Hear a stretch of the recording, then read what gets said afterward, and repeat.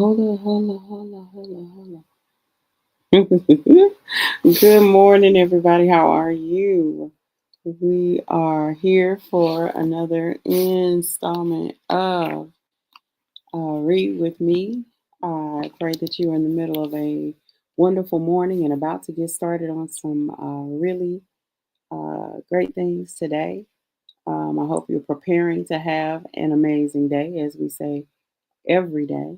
That every day you have the opportunity to do something amazing. Um, Making it through the day is amazing sometimes, depending on the challenges that you have on any particular day. And I know we have many things that we have to face, and so we like to get the day started off with a little bit of time in the Word. And that's all I'm here to encourage you with is a little bit of time in the Word this morning, and a little more today than you did yesterday, and a little more tomorrow than you're doing today. So so we're just going to go on ahead and jump right in and get going, because as you see, the day is moving, whether we're moving or not. And it's so interesting the importance of time. Depending on the time that I am in position, we have situations with the lighting in this particular location. And so today we're not going to be on camera much, just simply because of the fluctuation. But um, we are going to move forward with our reading. And we are going to be today reading from Genesis 12, verses 10 through 20. And today we're going to be looking at the story of Avram, or Abram, as your Bibles probably say, and Sarai, or Sarah, as we've called her, in Mitzrayim. It's just the Hebrew word for Egypt. And we are going to go ahead and move forward. We know yesterday that we saw the beginning of the conversation, we'll say, between Yehovah and Avram, or Abram, concerning, leaving his people, leaving his father's land, leaving what was it? His country, his land, and his father's house. So he's leaving everything that he's familiar with for the sake of what the Father has called him to do, to be obedient. And so yesterday's theme was about, initiating that obedience and taking those steps that we need in order to be obedient. Pardon me while I'm preparing my water here. Hopefully, you've got your water set for today as well. Um, and so we saw the importance of obedience. We talked about, those steps that sometimes need to be taken to prepare, for the steps. That's obedience. That's not sitting still. But what you don't want to get into is procrastination, which is delayed obedience, which is what? Disobedience. And so we never want to be in a place where we're behind the timing of where it is that the Father anticipates for us to be, because of course, if He has said for you to go, then it is definitely essential that you go. It is essential that you do. If He's called you to build, it's essential that you build. If He's called you to grow, it's essential that you grow. You want to make sure that you're not in a position where you've been called to a place, and you've been or sent to a place or a thing or work or whatever the case may be, and you're not taking the steps that you need to take in order to prepare yourself to fully do what it is that you need to do. You do the natural, He'll do the supernatural. And so many times we see the need for everything that He is and all that He brings to the table, and we don't see it fully laid out. And so we're reluctant to begin taking steps. But we see so many stories in the Bible where, you obey, and as you obey, provision comes. As you obey, the picture becomes clearer, the purpose becomes clearer. As you go and as you obey, things begin to become clear for you. And so we want to find ourselves in a place of obedience, where we are moving when and as His Spirit leads us to go. Okay? So we are going to pick up here in Genesis 12, verse 10, where they have journeyed to a place. We also saw that his nephew came with him when they left. We also saw he did not leave Haran empty-handed, and we talked about Haran, his brother, the one who passed away. We talked about his dad, Terah, who died in the place where they left the brother. That's where he left the dad. And so we know that many times moving forward means leaving things that have died, leaving things that are in the past. And so that's the other part of that preparation, is healing from those things that were in that place. So that when you leave that place, you leave that place. You don't bring any of that place with you. You leave those things there. You bring the memories, you bring the lessons, but the pieces that would hold you in that place, you left them in that place. Amen. All right. Take what you need, because he took what he needed. He didn't walk out of there just empty handed with nothing. He brought the people that he was to bring with him. He brought the provision, the resources, things he had been blessed with. He brought, some, you could say he brought, lot an assignment with him. He brought the things that he needed to bring with him. So whether he needed to bring it or not, he brought Lot. So we're gonna see Lot ends up being a lesson in the story later. All right. Okay. So we're gonna go ahead and get going with Genesis, or the Hebrew word Bereshit, in the beginning, or English Genesis 12:10. I'm going to come off camera so you're not distracted by my backlighting. This is Genesis 12:10. There was a famine in the land, and Abram went down into Egypt to sojourn there, for the famine was grievous in the land. And it came to pass, when he was come near to enter into Mitzrayim, or Egypt, that he said unto Sarai his wife, Behold, now I know that thou art a fair woman to look upon. So, all right, she's a gorgeous woman that he's married, we found from the previous scriptures. We also know from those scriptures that she is his father's daughter. We're about to see some things here. Genesis 12:12. Therefore, it shall come to pass, when the Egyptians shall see thee, that they shall say, This is his wife, and they will kill me, but they will save thee alive. Say, I pray thee, thou art my sister, that it may be well with me for thy sake, and my soul shall live because of thee. I remember yesterday we talked about being afraid, and sometimes being afraid will cause you to make interesting decisions. Being afraid will sometimes cause you to make desperate decisions. Moving in fear will sometimes cause you to be afraid to say what needs to be said or do what needs to be done. In this instance, we see that he creates a cover story. He creates a cover story for where they're going out of fear. And so he tells them, when they see you, so that they don't kill me, so they can have you, we're just going to tell them that you're my sister, which isn't a blatant lie, but it's not her primary relationship to him. How many of you know it gets real problematic when we're trying to walk in truth and you tell the portion of the story that you want to tell? You shape the story in the way that you want to tell it, but not necessarily telling the story in the fullness. It's an untruth. And so, yeah, he tells them, yeah, she's my sister, but that's not her primary relationship in his life at this moment. And so verse 14 says, And it came to pass that when Avram was come into Egypt, the Egyptians beheld the woman, that she was very fair. The princes also of Pharaoh saw her and commended her before Pharaoh. And the woman was taken into Pharaoh's house. And so we see some things beginning to advance here.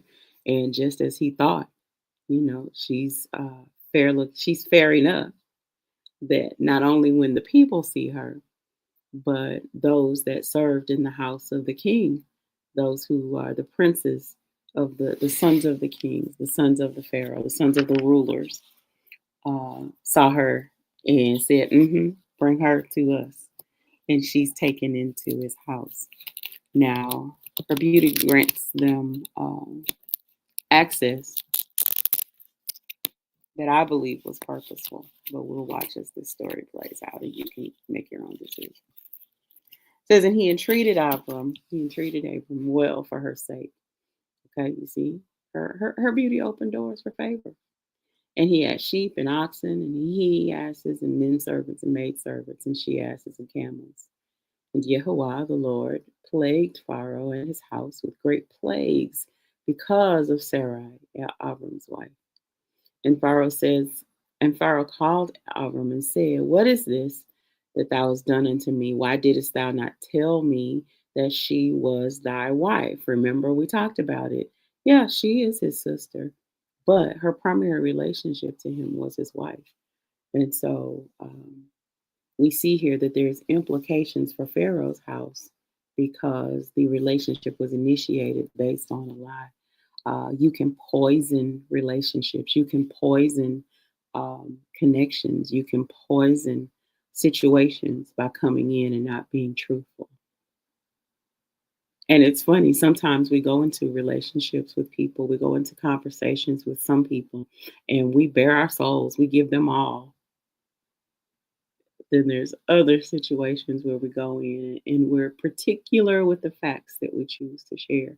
Well, in this situation, we see that him being picky with the facts, him fine tuning the story. Some would say outright lying, but him fine tuning the story, shaping the narrative isn't a healthy thing to do. Because here we see it brought on devastation for them because they're desiring another man's wife. And we're going to see later when we get, into stories later, coveting the wife of another is unpleasant. And we're not even at a place where there's written commandments at this point, where there's been a hardcore teaching of that way. But remember, we talked about those basic moral principles that have been discerned and learned over time. But we see already before there's a commandment, there's a plague brought on this man's house because of their desiring this man's wife. Verse 19 says, why saidest thou, she is my sister, so I might have taken her to me to wife? Now, therefore, behold thy wife, take her and go thy way. And Pharaoh commanded his men concerning him, and they sent him away and his wife and all that he had. And so, if nothing else, what's been learned here in this situation was, or at least what could be discerned here is there's a level of protection over all that he had. And so he goes into this situation. And so what are we going to think about on today just from these readings that we go into? What are some places where we've shaded the truth? What are some situations where, out of fear, we've not said things that needed to be said? We've not told the whole truth about a situation. What are some areas where how can we begin to clean those things up? Because as we see, as soon as he discerned that there was a problem because of her being his wife, she was returned to her husband and invited to leave. And so don't you know, you're not Sarah. I'm not saying you're Sarah, and I'm not saying you're Abram. But I'm saying there's a principle that where you've been sent, there is a there is protection for you in that obedience. There is a covering for you in that obedience. So that's why we don't have to move in fear. We don't have to make fear-based decisions. We can make faith-based decisions. Because as we see, there's going to be yet another encounter where this woman, who apparently is so fine that it turns the city upside down when she shows up. And so there's always going to be another situation. And so what you can't do is make fear-based decisions. And so what fear-based decisions are you making? Or are there ways that in which you're sabotaging what it is that you're being sent to do? Are there ways that you're limiting your impact in an area simply because you're making fear-based decisions? Well, we're going to move forward today, not in fear-based decisions, but in faith. We're going to make decisions, trusting that the Father is with us, trusting that where He's planted you, where He's placed you, where He's allowed you to be, where He's purposed for you to be, that there is you are covered and protected in that place. There is provision for you. There is grace for you in that place where he placed you. And so today, you don't have to move in fear. You don't have to lie about where you are and where you're going. You'll be wise in your conversation.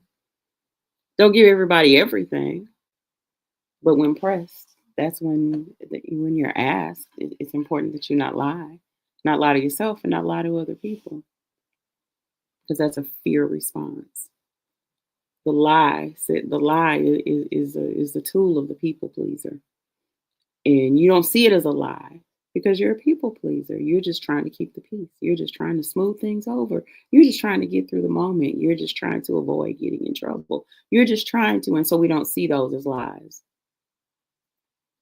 We see those as getting through the moment, keeping the peace, not saying things that need to be said, not having those difficult conversations. Trust me, I'm a witness. Avoiding difficult conversations doesn't make the situation easier. It makes it easier for you to stay in a bad situation. It makes it easier. Remember, see here, he's shading the truth, and that shading of the truth brought on a plague in Pharaoh's house. It doesn't make the situation better when you're not having the difficult conversation. Not having the difficult conversation creates stress for you. It stresses the situation. It poisons the situation because now everybody's moving forward based on that untruth that you're carrying, based on that lie that you're telling, based on that truth that you're not sharing.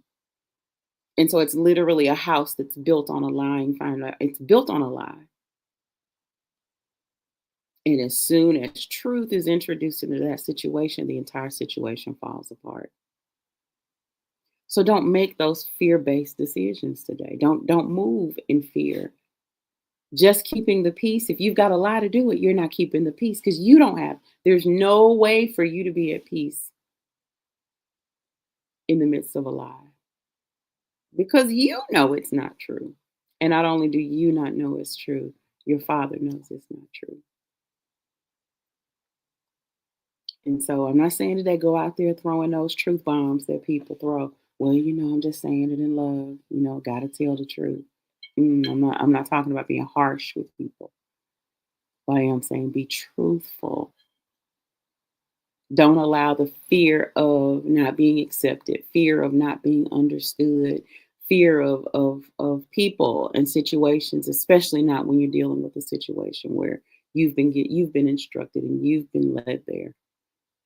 Don't get into a situation where you're shading the truth for the sake of peace, shading the truth to people please, and in that same move, displeasing your father.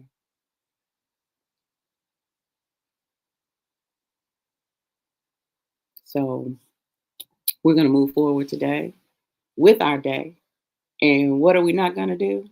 We're not going to shade the truth. We're not going to put people in a bad situation because of our fear.